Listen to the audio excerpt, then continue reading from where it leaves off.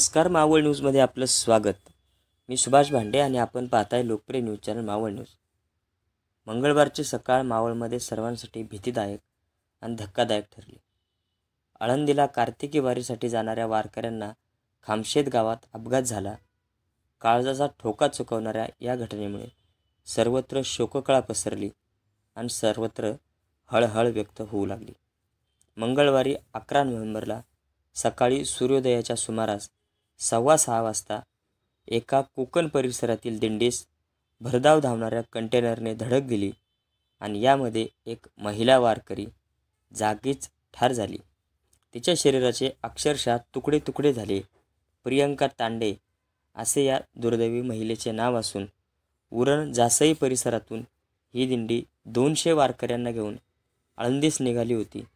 वारकऱ्यांना न पाहताच रस्ता क्रॉस करणाऱ्या वारकऱ्यांकडे दुर्लक्ष करून कंटेनर चालकाने थेट वारकऱ्यांच्या अंगावरच कंटेनर घातला। इतर वाहने वारकऱ्यांना जाऊ देण्यासाठी थांबली असताना सुद्धा या कंटेनर चालकाने इतर वाहनांना ओव्हरटेक करत या दिंडीच्या अंगावर आपला भरधाव वेगाने धावणारा कंटेनर घातला आणि यामध्ये 7 वारकऱ्यांना जागीच चिरडले। यामध्ये प्रियंका तांडे यांचा जागीच मृत्यू झाला असून दुसऱ्या एका वारकऱ्याचा उपचारादरम्यान येथील खाजगी रुग्णालयामध्ये मृत्यू झाल्याचे वृत्त आहे। 7 वारकऱ्यांना चिरडले आणि त्यानंतर कंटेनर चालक मात्र फरार झाला। या घटनेनंतर खामशेतच्या ग्रामस्थांनी बचाव कार्य केले।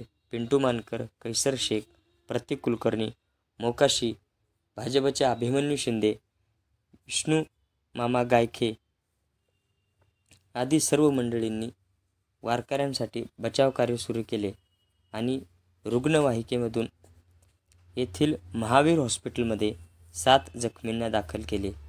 हा भीषण अपघात झाल्याने वारकऱ्यांनी रस्ते विकास मंडळाचा निषेध करत मुंबई पुणे हायवे सुमारे 6 तास रोखून धरला।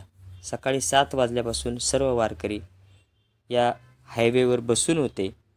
त्यानंतर मावळचे खासदार श्रीरंग बारणे आणि MSRDCच्या अधिकाऱ्यांनी या ठिकाणी दररोजची ये-जा करण्यासाठी खामशेतच्या गावास आणि येथील ग्रामस्थांच्या मागणीप्रमाणे अंडरपास बोगदा बांधून देण्यासाठी 2 दिवसात काम सुरू करतो अशा प्रकारचे आश्वासन MSRDCचे अधिकारी आणि खासदार बारणे यांनी दिल्यानंतर आंदोलकांनी रस्ता मोकळा केला आणि त्यानंतर 12 वाजण्याच्या सुमारास येथील वाहतूक सुरळीत झाली। नेमकं काय घडलं आपण या व्हिडिओच्या माध्यमातून पाहूयात।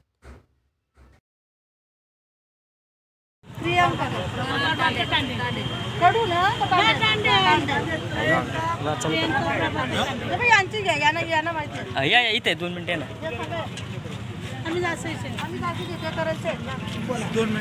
त्याचे वारकरी गेलेले आहेत तुमचे। बसा बसा दादा, निवांत बसा। ते तुमच्या दिंडीत होते का तुमच्या सोबत? काय नाव होतं त्यांचं? प्रियंका प्रभाकर तांडे। कोणत्या गावच्या होत्या त्या? तालुका उरण, जिल्हा रायगड। किती वर्षापासून ते आळंदी पंढरीची वारी करत होते? त्या 17 वर्ष झाले। काय वय असेल त्यांचं आता? 45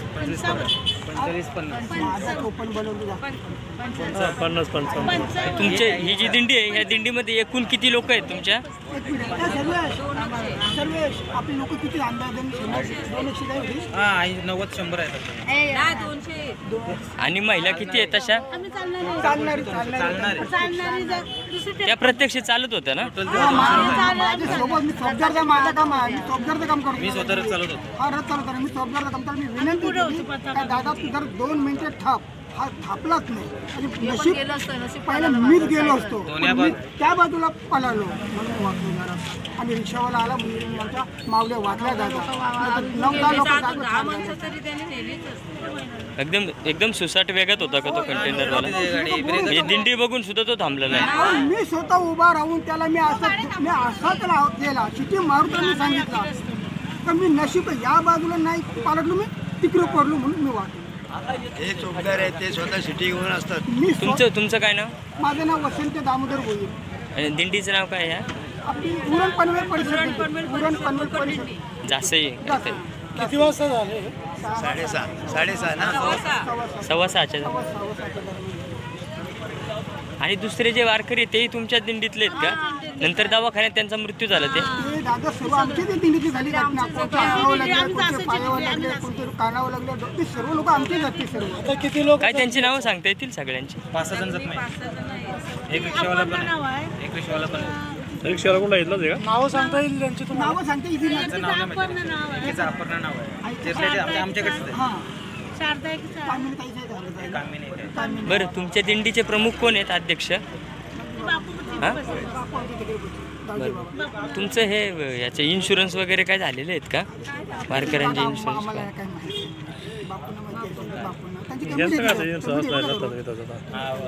पॅन कार्ड आहे. दिंडीचं करून पॅन कार्ड पण आहे त्यांचं. आहे माझ्याकडे. आहे ना?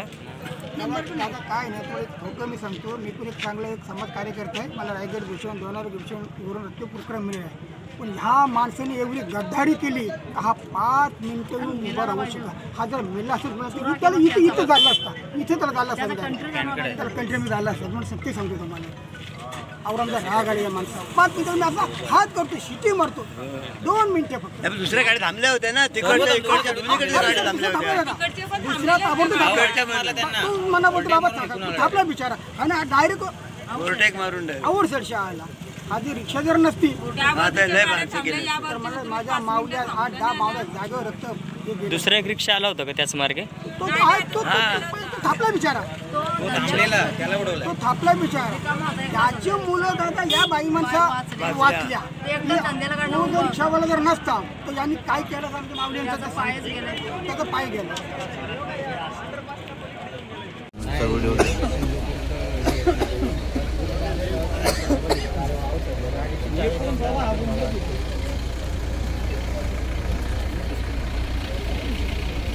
हा भैया.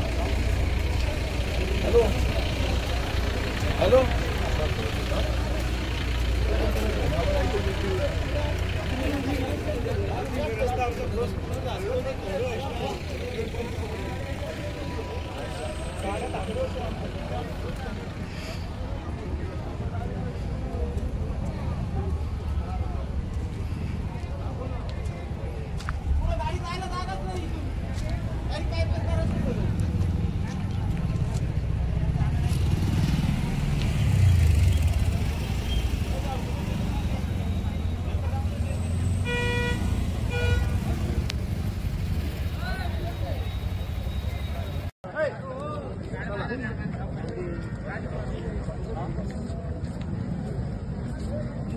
चला बाकी गर्दी कमी.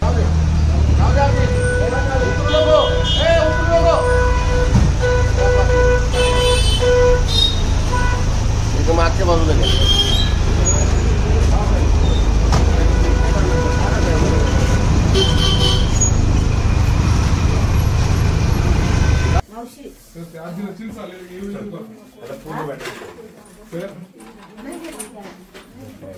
थोडा वेळ बंद राहिला. ठीक आहे. बांधायला घ्या. चला फटाफट घ्या. स्टँडला जाऊ.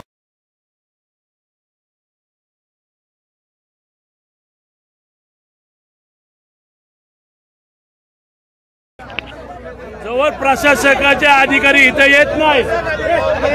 प्रशासकाचे अधिकारी जवळ इथं येत नाही. प्रशासकाचे अधिकारी जवळ येत नाही तोवर इथं कुणी उठणार नाही. इथं लेखी आश्वासन दिल्याशिवाय कुणी उठणार नाही. माझ्या वारकरी संप्रदायामधले एक इथं माझी महिला आई मृत्युमुखी पडलेली आहे. आणि जवळ इथं हा रस्ता जवळ दिंडी जाते त्यावेळेस हा रस्ता पूर्णपणे बंद झाला पाहिजे. आणि हे जे अवजड वाहन आहे ते एक्सप्रेसने वळवले पाहिजेत अशी प्रमुख मागणी इथल्या सगळ्या. दीपक भाऊ आपण या बाबतीत इथल्या अधिकाऱ्यांशी कोणाशी संपर्क केला आहे का? तहसीलदार साहेबांसह संपर्क केलेला आहे. IRBचे पावसकर साहेब आहेत त्यांच्याही संघही संपर्क केलेला आहे. साधारणतः किती वेळापर्यंत ते येतील? कारण मागून आता इथं 2.5 तास झाले आम्ही इथं आहे, अजून कोणी आलेलं नाही. साहेब आलेले धाबे पावसकर अजून आलेले नाही पावसकर. नाही नाही, मग ते कुठं धाब्यावर बसलेत का? ट्रॉफिकमध्ये काम करते माणूस का इकडून आले? इथं प्रमुख मागणी ही आहे, इथं ब्रिज झाल्याशिवाय लेखी आश्वासन भेटल्याशिवाय माझी महिला मृत्युमुखी पडली, त्यांच्यासाठी काय करणार IRB? MSRD काय करणार? त्यांनी लेखी द्यावा, तेव्हाच इथनं उठलं जाईल. बरोबर अण्णा आहे. 3 तास झालेले आहेत, जबाबदार अधिकारी नाहीयेत, नेते पोहोचलेले आहेत, पण अधिकारी कुठे आहेत? अजून सगळे जबाबदार अधिकारी झोपलेले आहेत 3 तासापासून. आम्ही सगळ्यांना बोलत आहे की लवकरात लवकर या इथं, अजून कोणी आलेलं नाही.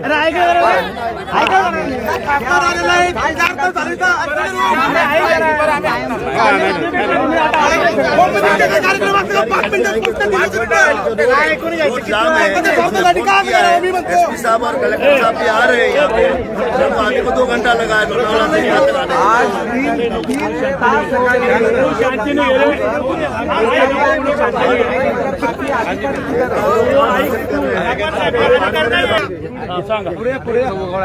मी अभय पावसकर बोलतोय. IRB कडून आलोय. तर ऐका ऐका, काय बोलतोय सांग, ऐकून घ्या, ऐकून घ्या. हे भाऊ ऐकून घ्या, काय म्हणतात ऐकून घ्या.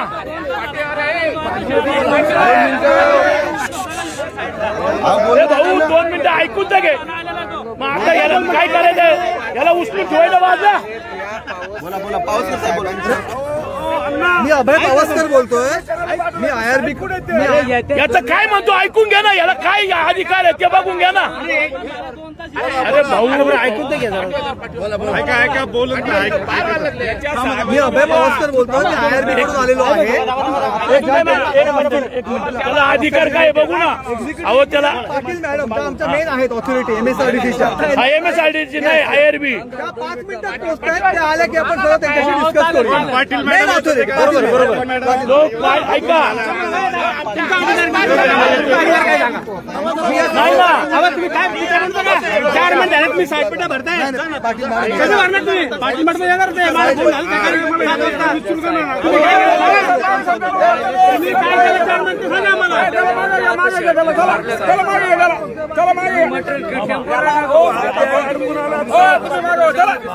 काही नाही, काही कामाचं नाही. काय करणार आयडी आहे का? काय कुठे दाखव आयडी. अरे पाहिजे पडत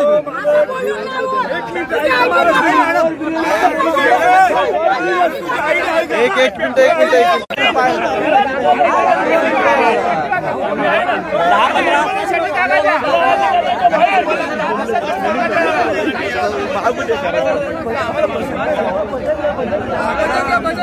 हरी जय जय राम कृष्ण हरी राम कृष्ण हरी जय जय राम कृष्ण हरी जय जय राम.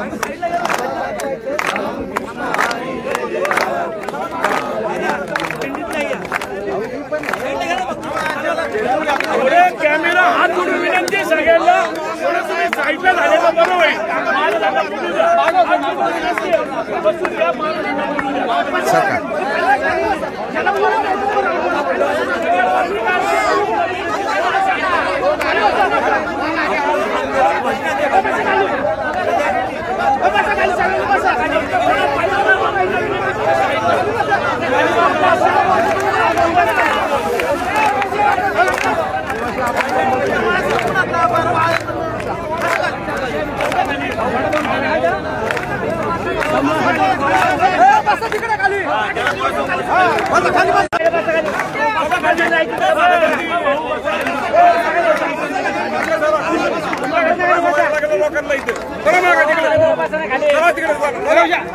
हवा द्या.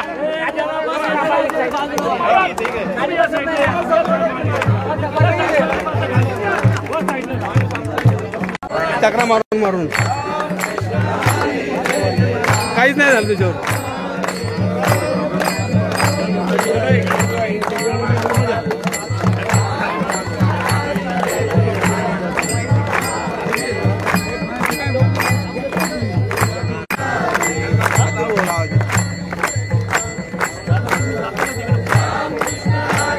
पेपर हे बघा दाबून घे. एक कागद आला तर बघ. एक कागद पडला ना. मीडियाला नाही नाही तसंच राहू. जर काढून नाही बघ दाखवायचं. कागद पडला. बोलू मी सोडत नाही मग आता नका बोलणार. साहेब मला काय बोलायचं किती बोलणार.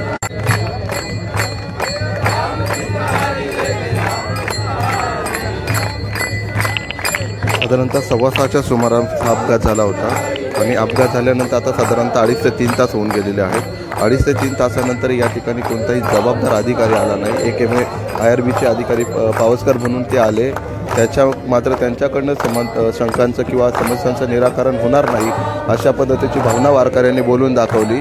त्यामुळं या ठिकाणी रास्ता रोको आंदोलन हा कायम असलेला आपल्याला पाहायला मिळतोय. आपण पाहू शकतो की वारकऱ्यांच्याकडनं या ठिकाणी भजन केलं जाते, हरिनामाचा गजर केला जातो आणि जोपर्यंत आमच्या मागण्यांवरती ठोस उपाययोजना होत नाही किंवा आम्हाला लेखी स्वरूपातलं आश्वासन मिळत नाही तोपर्यंत आम्ही या ठिकाणाहून जाणार नाही. नागरिक अत्यंत संतप्त झालेले आपल्याला दिसत आहेत. आपण पाहू शकतो या ठिकाणी पाठीमागं 4 ते 5 किलोमीटरपर्यंत वाहनांची रांग लागलेली आहे. तीच परिस्थिती मुंबईहून पुण्याच्या दिशेकडे जाणाऱ्या वाहनांच्या बाबतीत आहे.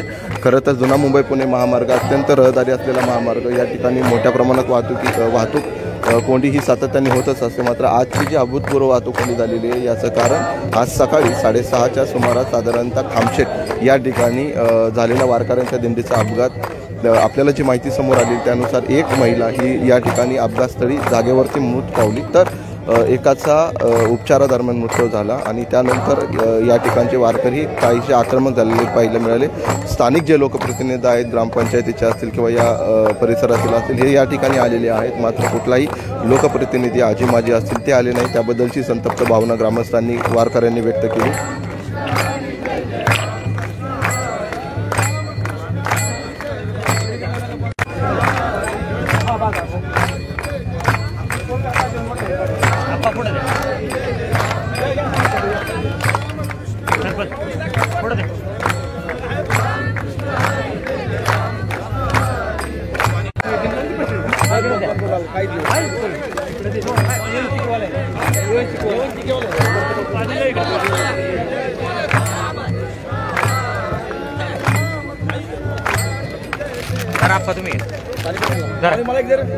तासापासून ठप्प झालेला आपण पाहतोय.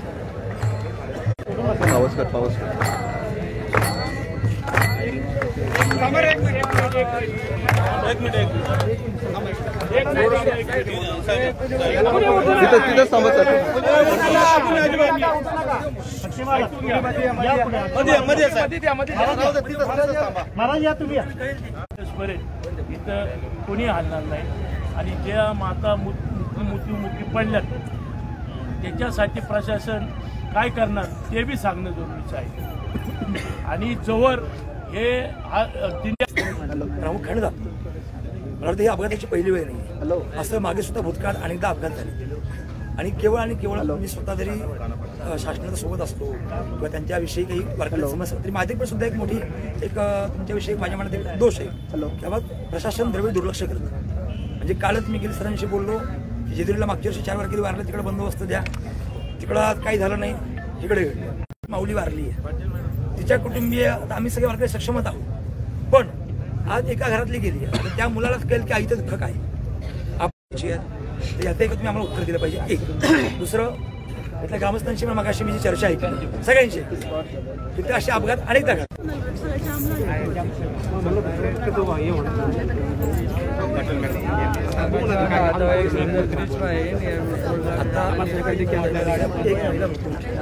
आम्हाला एक विचार करून खरं सांग दवाखान्याचे कोणी आहेत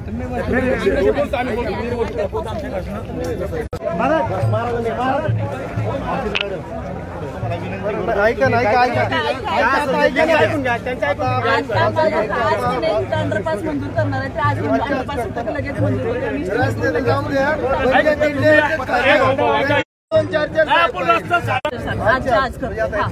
कधीच आम्ही ऐकणार नाही. ठीक आहे, आम्हाला लेखी पाहिजे. विष्णू भाऊ लेखी घ्याच्याशिवाय लेखी पण घ्या. लेखी आज आम्ही पण 3 महिने नाही काढून काम चालू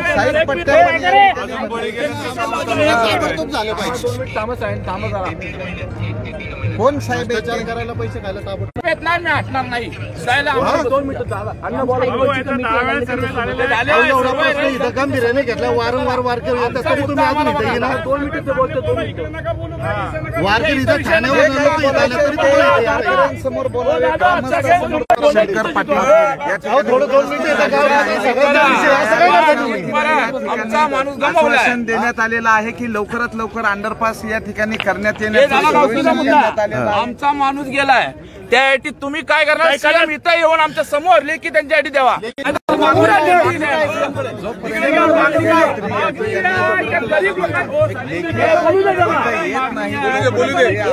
दरवर्षी दिंडीमध्ये प्रॉब्लेम होतोय दरवर्षी. खरं तर या ठिकाणी आपण पाहू शकतो की 2 मतप्रवाह आपल्याला दिसत आहेत. सीएम स्वतः इथे यावा, लेखी द्यावा. बाकी मला काही कारण की गावकीच्या लोकांना पण त्रास आहे. प्लस दिंडीवाले आम्ही का वर्षानुवर्ष येतो, पण असे दिवस इथं जातच असतात. लोकांचे जीव जात असते. काय असतं आज गोरगरिबाच्या बहीण गेली, त्याचा का मुद्दा आम्हाला पाहिजे. काय तुम्ही आश्वासन देणार? काय ना ते लेखी द्या. आणि वारकरीचा विषय दोन्ही घे. दोन्ही पाहिजे. ग्रामस्थ वारकरी आणि जागा त्यांनी सुविधा बी करावी. ओपनिंग असला तिकडे जाता आणि गोरगरीब मरतात तिकडे नाही. त्या व्यक्तीकडे मला पाहिजे. बस विमानतळाचं उद्घाटन होता.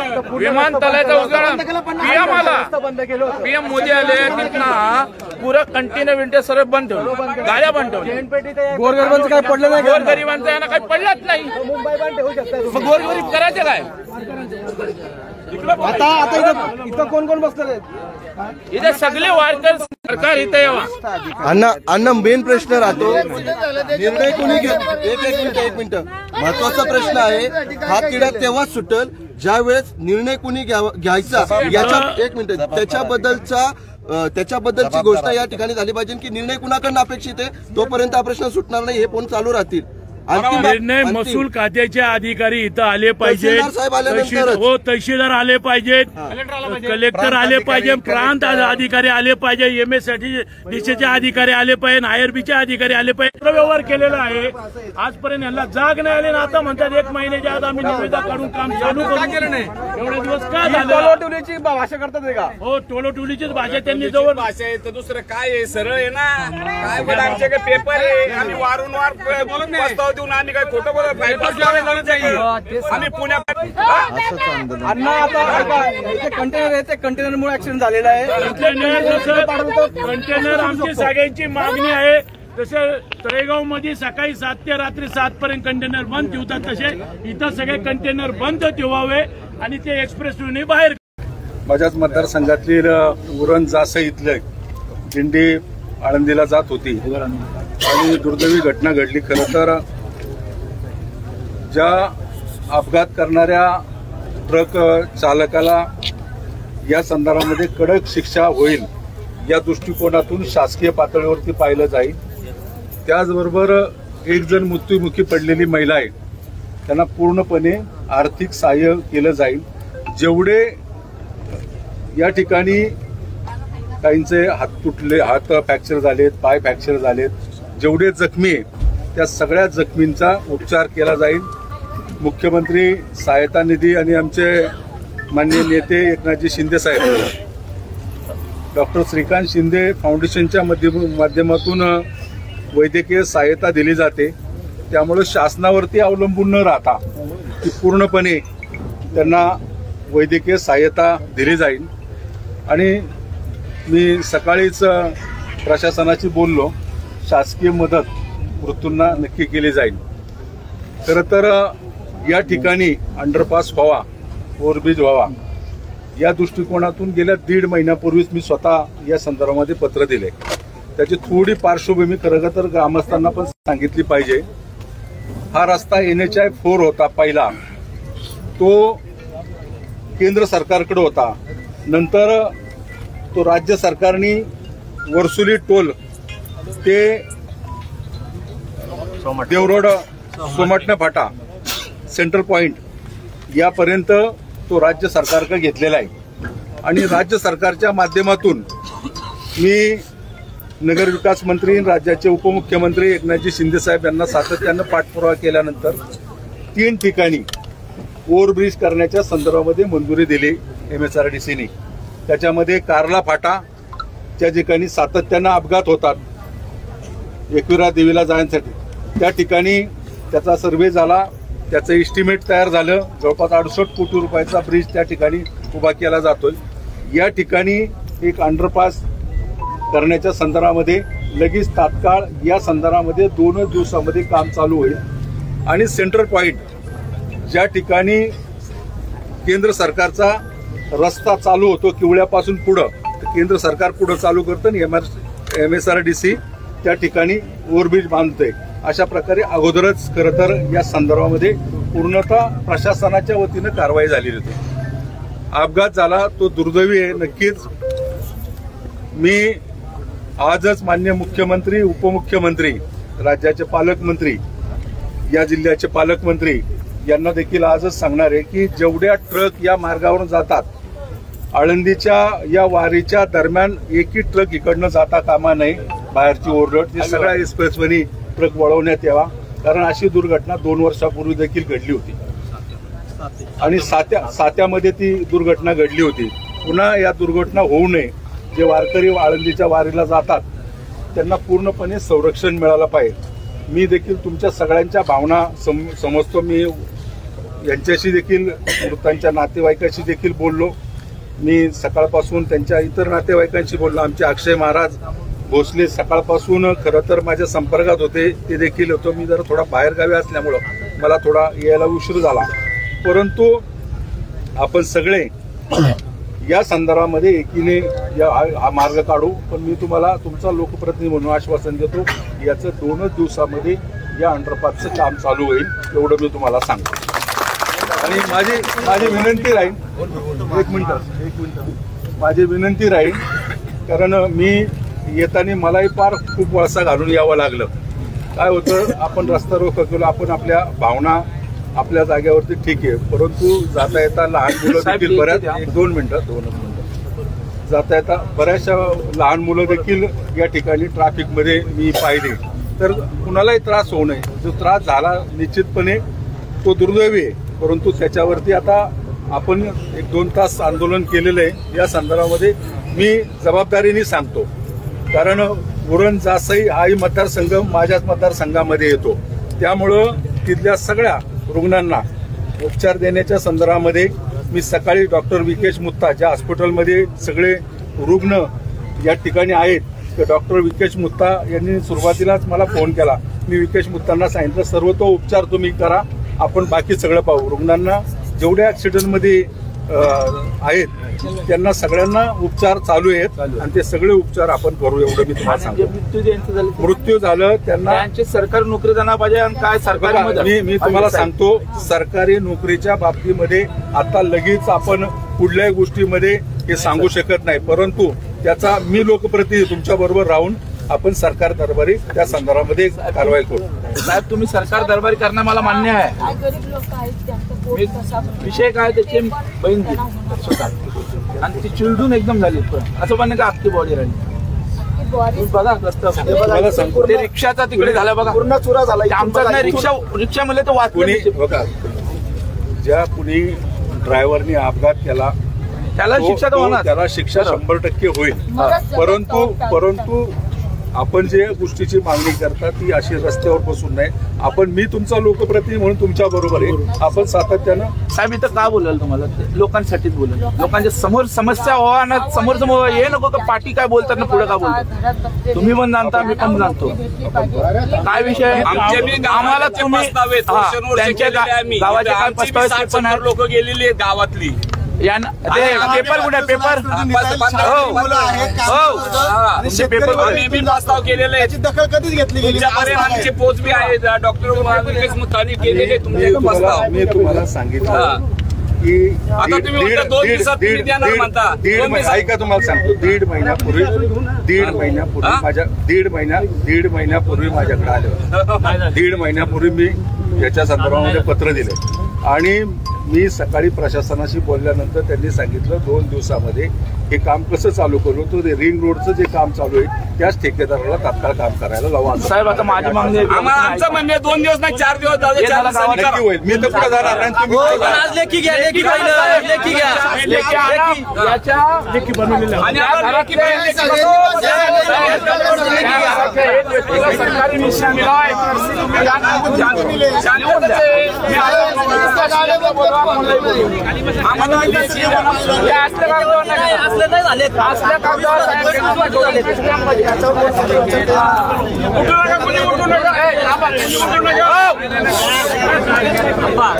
माझा विषय